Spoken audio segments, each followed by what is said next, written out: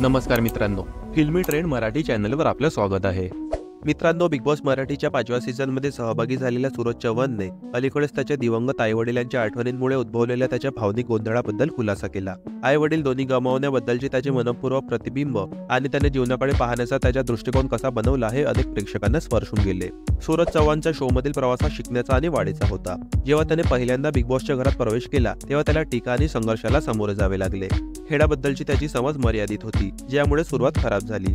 तथापि त्याच्या सहकारी स्पर्धकांच्या पाठिंब्याने आणि शोचा होस्ट रितेश देशमुखच्या पाठिंब्याने सूरजने हळूहळू आपले पाऊल शोधण्यास सुरुवात केली। इतरांच्या पाठिंब्याने त्याचा आत्मविश्वास वाढला आणि त्याला त्याच्या भावना अधिक मोकळेपणाने व्यक्त करण्याची परवानगी मिळाली।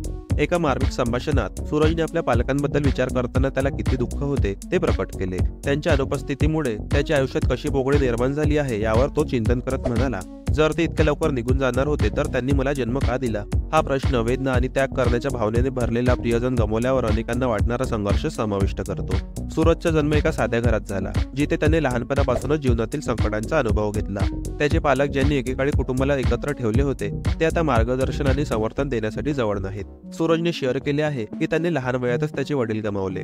त्यानंतर त्याची आई आणि आजी आजोबांचे निधन झाले। त्याच्या बहिणी जरी त्याच्या आयुष्यात हजर असल्या तरी आईवडिलांची टाकलेली पोकळी भरून काढू शकल्या नाहीत। आईवडील गमावण्याच्या दुःखाबद्दल त्याने सांगितले की त्याच्या अनुपस्थितीमुळे त्याला हरवलेले आणि एकटे वाटू लागले आहे। या आठवणींचे भावनिक भार अनेकदा त्याला भारावून टाकतात। तरीही असुरक्षिततेच्या क्षणांमध्ये सूरजला त्याच्या सहकारी स्पर्धकांच्या पाठिंब्याने बळ मिळाले आहे, जे त्याच्यासाठी एका दुसऱ्या कुटुंबासारखे झाले आहे।